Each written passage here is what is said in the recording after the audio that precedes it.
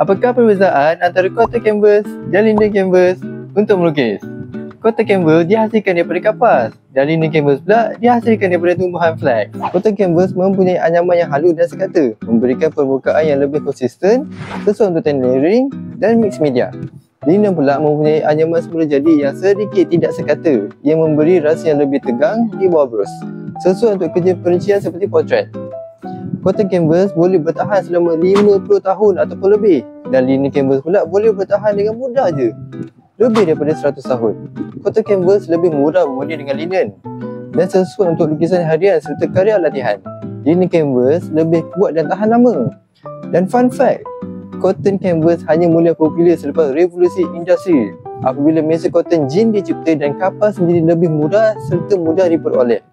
Dan last sekali, cotton dan linen kedua-duanya merupakan permukaan canvas yang dipercayai dan berkualiti tinggi. Video ni hanyalah sebagai panduan. Canvas adalah pilihan yang terbaik untuk lukisan seni korang.